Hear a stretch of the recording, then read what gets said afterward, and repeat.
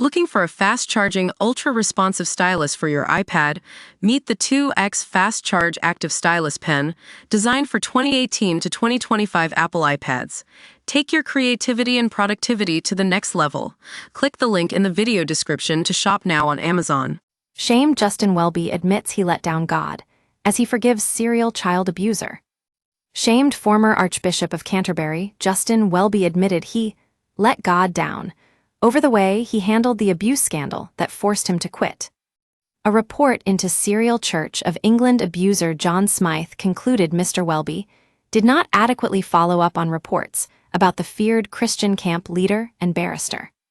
It said he might have been brought to justice had Mr. Welby formally reported allegations to police in 2013. He resigned in November and stepped down officially in January. Yesterday, speaking for the first time about his departure, he was asked if he thought he had been cancelled. He said, "We won't know that for 30 or 40 years, and I'll be dead by that time. I don't know. I can't answer that question. You'd have to ask others. I know that I let God down, I let people down."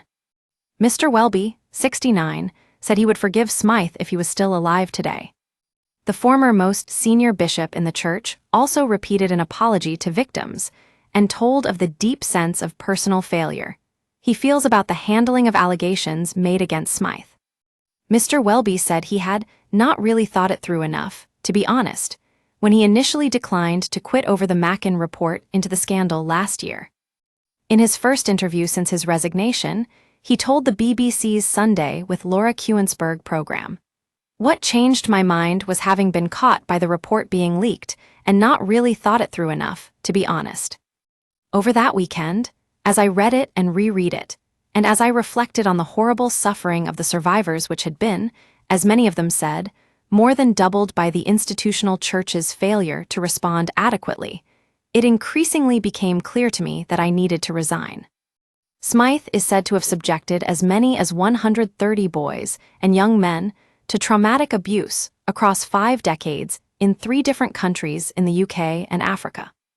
Mr. Welby said, "Yes, I think if he was alive and I saw him," he said when asked if he forgives the now-dead clergyman. "But it's not me he has abused. He's abused the victims and survivors, so whether I forgive or not is, to a large extent, irrelevant. Just for the avoidance of doubt, I am utterly sorry and feel a deep sense of personal failure, both for the victims of Smythe not being picked up sufficiently after 2017, when we knew the extent of it, and for my own personal failures."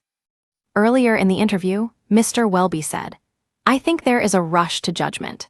There is this immense, and this goes back half a century, immense distrust of institutions, and there's a point where you need institutions to hold society together. And there's an absence, I'm not talking about safeguarding here, there is an absence of forgiveness. We don't treat our leaders as human, we expect them to be perfect. If you want perfect leaders, you won't have any leaders." Home Secretary Yvette Cooper said she finds it very difficult to forgive terrible criminals, when asked about Mr. Welby saying he forgives Smythe.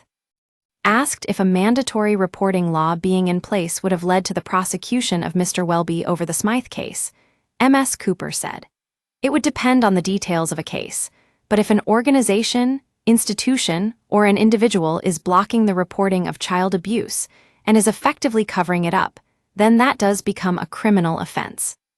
We use your sign-up to provide content in ways you've consented to and to improve our understanding of you. This may include adverts from us and third parties based on our understanding. You can unsubscribe at any time. Read our privacy policy." The Home Secretary said the government is set to introduce a law which will make failure to report child abuse or attempts to block reporting of the crime a criminal offense. When asked how many people in the church had known about the abuse, Mr. Welby said 12 people within the Church of England are currently going through a disciplinary process related to Smythe. Mr. Welby also said he is profoundly ashamed by his final speech in the House of Lords, which prompted anger from abuse victims last year as critics accused him of using a seemingly jokey tone when discussing serious safeguarding failures.